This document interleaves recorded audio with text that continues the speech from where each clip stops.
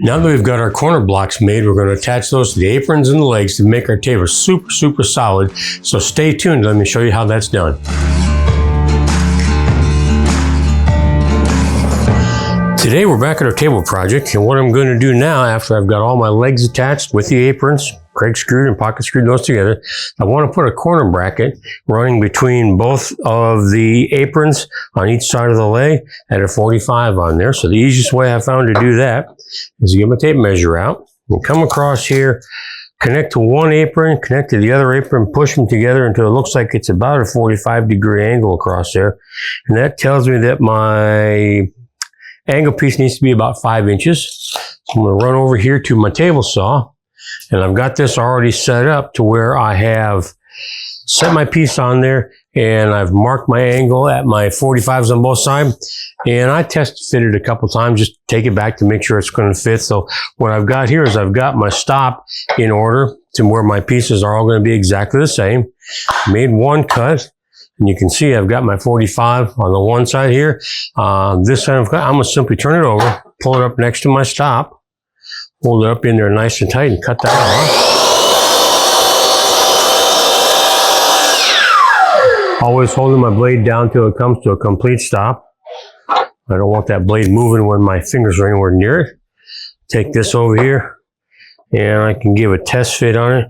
And boy, it's right on the money. It's touching both the insides of my apron, and it's maybe not even a 32nd of an inch off of the center of my leg post here. So that's going to be a perfectly good fit there. I'm going to go ahead. That gives me 2 of them. I'm going to cut 2 more just so we'll have enough to do it. And then I'm going to show you how we're going to mark these out and drill the holes in them for the screws that are going to mount them to the legs and the aprons.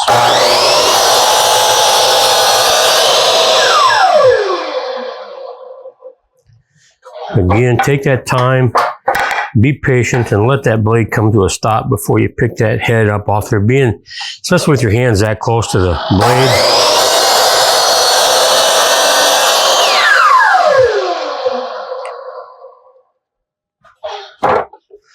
Done making those cuts. I've got my 4 pieces. I'm going to lock that blade down so it's out of the way. Test another one of these. There we go. We are right on the money there. So those are going to work perfect. Next thing I'm going to want to do is I want to mark down this line here. I want to center the hole for my screw that's going to come through, basically on that angle, that 45.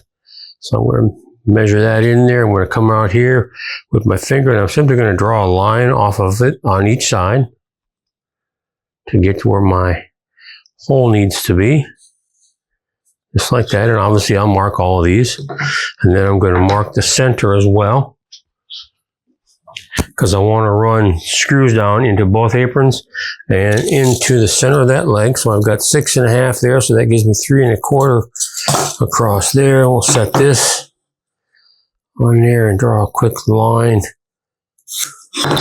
there. I know where my holes are all going to be cut now. I'm just going to take my finger and mark where I want the center of those holes to be. And we'll make that work just like that. And then we're going to take a little break here. I'm going to get this set up to drill the holes, and we'll come back and show you how we're going to do that. And then we'll get on to attaching. So now I've got my drill press set up. What I've done is I've put in my bit for doing kreg screws, because they've got that nice little washer tip on them, and I want to recess that into this piece a little bit. So I've got it marked out here where I want my holes to be, so they'll come right out through the back side of our angle here. I like to take my little center punch and just give my holes a head start on where I want them to be, so they won't wander off the tip of that bit very far anyway. And these are going to be a shouldered hole, so it's got the pilot part of the bit, and then it's got the shoulder on there. We'll get that set up like that. And now, what I like to do is when I fire my drill up, I'm going to come down and I'm going to make just a little bit of a divot in there initially, just so my bit will have a place to call home. And then once I get it started, I'll tip this up at the 45, hold it in there, and I'm going to go until the point of the bit just breaks through the other side.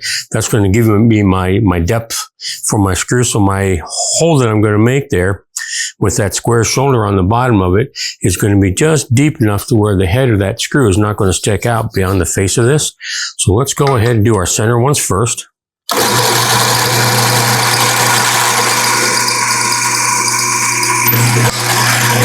Just a little bit of depth to it. And when I go to do my angles here, I'm going to start out with them flat on the deck, and then I'm going to run that hole down in there just a little ways. Then when I turn it up on its side, I'm holding it on the 45 side here. I can come down through there, and that bit's going to have a home base to start from. Push it down through there until I just feel the lead point of that bit coming through the other side. And I'm going to stop. That guide makes a world of difference. That bit doesn't want to run off and wander too far that way. There, we're through there. Let's do the other ones the same way.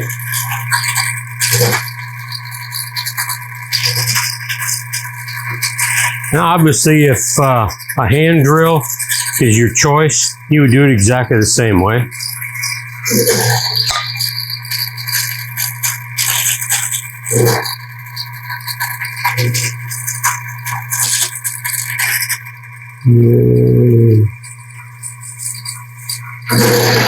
Right there we go. Then we've got our holes right in there, right at the right angle. And when I drive my pocket screw down in there, the head of it's going to be recessed into this hole, so it won't be able to be felt on the inside of it. And granted, these are on the inside of a table leg, like this. They're sitting in here like this. It's not like anybody's going to have a whole lot of contact with them. It's just the idea. I would prefer to have it buried versus not. When we come back, I'm going to show you how to glue this in place, and then we're going to get our pocket screws in there, screw them into place, and it's just going to make this connection between my table leg and my aprons that much more solid, that much more stable. So we've got our corner pieces going back together here. You'll notice that I took this over to the random over disc and sanded my pencil marks off just because I don't like to keep them on there. I've oriented it the way I want it. Then I'm going to take this edge here and I'm just going to run a little bit of a chamfer over that just because I don't want somebody maybe putting their fingers under the table and finding a sharp edge. So we're going to clean that off just a little bit, give it just a little bit of a chamfer with our low angle block plane. Set that in place. Feels just right. We're ready to go. We're going to glue both of our 45 faces here. So we take our glue and spread a little bit out on our handy dandy 1,000,001 function always use glue block. Get my brush out. Get it in there. I want to try to avoid this front edge because that's the edge that'll be sticking out and possibly seen under the table. The back side here, nobody will ever see. That'll be stuck behind the glue block itself. So we're going to get our glue on there nice and even. Let's get that out of the way. We've got our chamfered side up. Set that right in there. And I'm just going to position it right into that corner so I've got good balance there. My 45s are right across the board just like that. Then I'm going to take a little bit of a clamp here from the corner of the step, or the leg rather, back in here. I'm just going to pull that tight so that when I'm putting my screws in, I just don't want that to be moving at all. Again, with this particular one, I've got enough room, so I'm using 1.5" Kreg screws. I'm just going to go down here to my hole that I put in there. Drive it in nice and tight.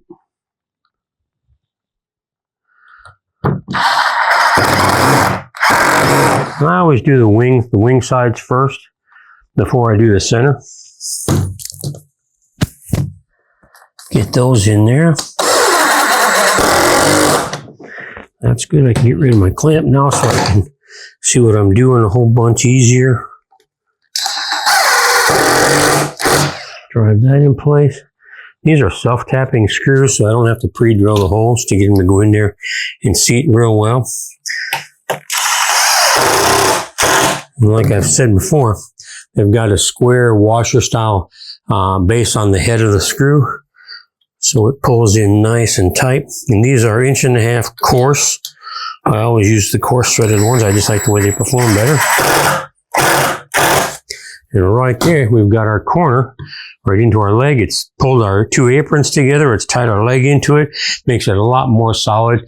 Not that it wouldn't be anywhere, because there's dominoes in there. There's kreg screws holding them in, but it just makes it that much more solid. So we're going to continue by going around and doing all four of the legs. And then I'll come back and show you how we're going to put screw blocks on the aprons to hold the top in place. One more thing that I decided last minute I was going to add to our table project is I want to put stringers between the two aprons just to give it a little more stability and a little more of a place to anchor our top to. And I've got them cut to 2 3/4 wide, 35 long, about an inch thick. And this edge here, as in the rest of it, I'm going to put just a slight radius on it. So I decided that rather than dig my router out and set that up or set the router table up, I'm just going to do it real quick with a molding plane here. So I've got an 1/8 inch radius. I'm just going to go down like this and knock that edge off of there. Look at those nice long curls that come off there. I just love these little things when they're sharp. That's one side, a real nice 1/8 inch radius. And get the other side. A little nice, just like that. And let's come back against the other way to make sure we're not going against the grain. There we go. That's going to work. Let's pop the other one in there and do exactly the same thing. This way I've got my grain direction is coming out this way, so it's going to be a little easier to cut that and make it real nice. Look at those nice little wispy curls that go off of there. Again, this is just an 1/8 inch radius molding plane. Clean that off and get that to be just what we want it to be. Come down this other side. Exactly the same way. Now, if you're not used to molding planes, they're a tremendous asset to your shop. And it took me less time to do that entire process on these two stringers between our aprons on our table than it did to go ahead and set the router table up and do it with a router table. So a real convenient, cool tool to have. A good old-fashioned, probably predates the Civil War, molding plane. Now that we have our aprons, or not our aprons, but our stringers that are going to go between our aprons, now that we've got those set up, I'm going to have kreg screws put in here, probably be 4 of them on each side, just to attach this to the face, and then we'll put a set in each end to go ahead and attach the end of our stringer over to our aprons. This stuff was quite a bit thinner than the last piece that we did, so we've got to move our clamp out here to get that adjusted so it'll hold our piece nice and tight. We're a little ways away yet. And I've got my pocket screw bit firmly attached into our drill already. That's going to be enough to hold it in here. And I'm not particularly concerned about the spacing on these. I just want to get it kind of in the ballpark. Probably put 4 of them across there. Got our kreg drill screwed into here nice and tight. We're just going to run that down, pull it back out, clear it. Over here.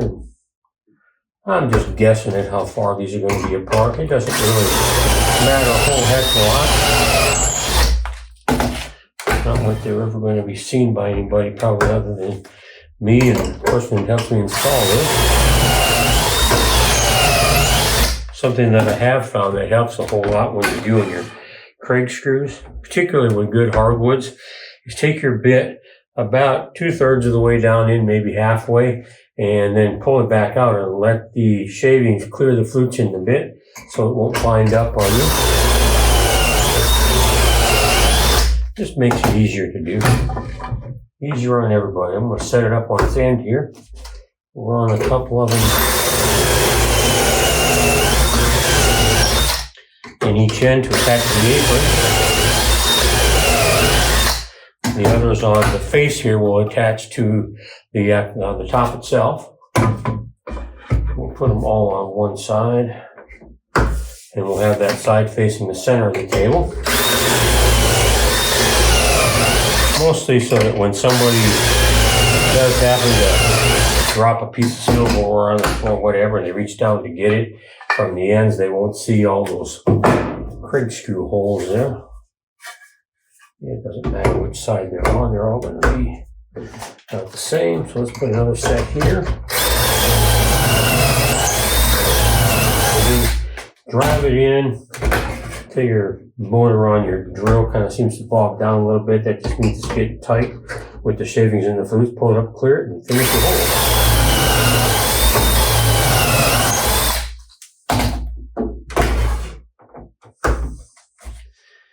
You can tell I'm real precise about where they're going to be.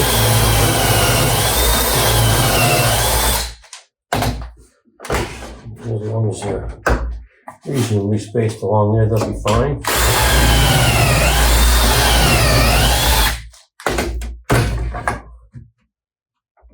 Turn it up, get 2 on the ends here.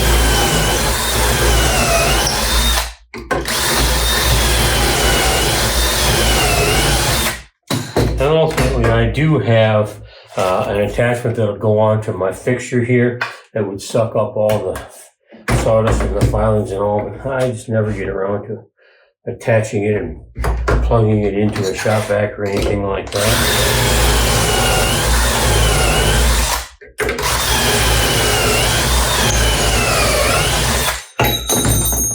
And right there, we've got our pocket screws into our table stringers. Go ahead and get those set up and run in there, and we'll glue the ends here onto the table aprons. And we're not going to put glue here because our tabletop is just going to be screwed in. It's not going to be glued down. So we're off to get those in place. That's our next step. We are back. We've got our cross members put together. We sanded them, put our pocket screws in them, rounded the edges off with a molding plane. And what I've done here on my tables is I've simply taken my trusty pick measure out here and simply marked, in this particular case, 24 inches down on the face of my apron. That's where I want my connector to be. So I want both sides of it. I've got it marked, obviously. And then I want to make sure that I've got my apron firmly connected to the top of my table. So I'm going to grab a clamp here and put it on there. And I'm pulling that apron down onto the top real tight. And a key with these, if you want to get something tight, always set it so that you're pushing down on it when you're tightening it up. I set this on there. I can squeeze it as tight as I want with my fist grip, but then if I want to lean on it and really crank it down, I can get it to stay down on there nice. So I've got a good firm contact between my apron and my table. And then what I like to do with my stringers across my aprons, I just simply take a business card, slide it on there just to elevate it ever so slightly off of the deck so that when I go to screw it down, I've got a little more leverage on it.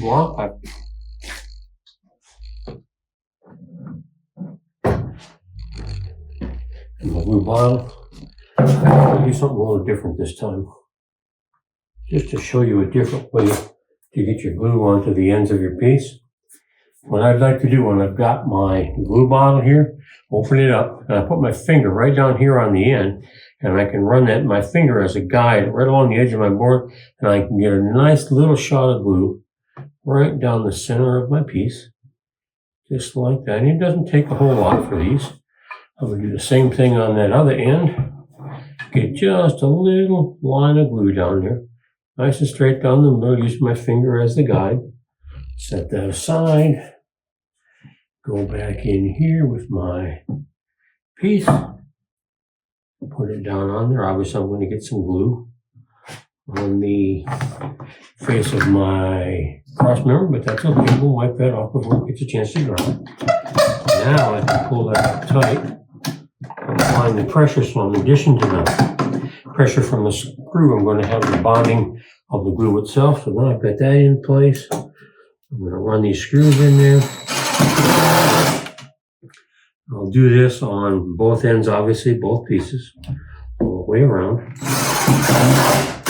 As I mentioned earlier, I put my screw holes toward the center of the table. So if somebody drops something off the end of the table, they're on the floor looking at it, they can look down there and find that. So that's the easiest way to attach these. When it comes to attaching the table, obviously, we'll screw these down into the top to hold the table on. I'll go around and I'll do all 4 ends. Got 1 done, so I've got 3 more ends to do on my cross members. And it just gives it an added measure of stability across the table, something for the table to attach to.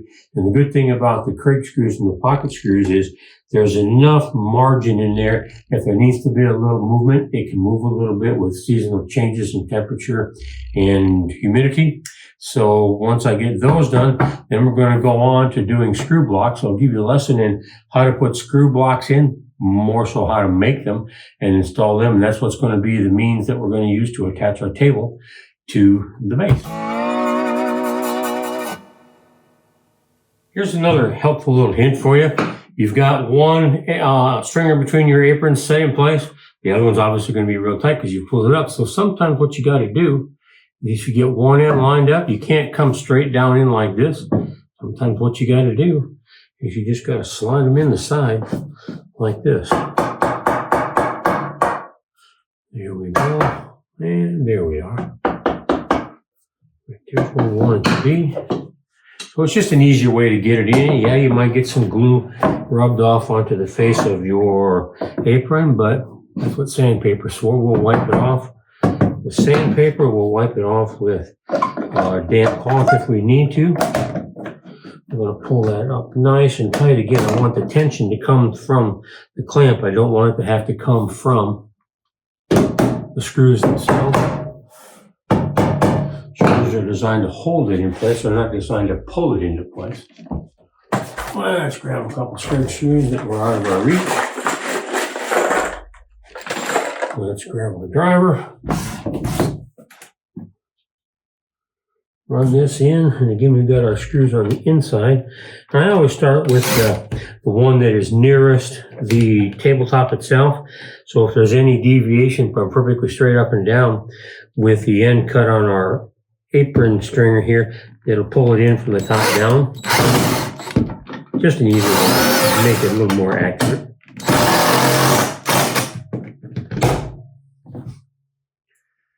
And yeah, I could run a square on here to make sure they're square, but I know that my face of my stringer is square, and I pressed it into place, so it's going to be perfectly straight up and down. There we go. We'll get the other side, and we will have our stringers done between our aprons, and then we're going to move on to screw blocks.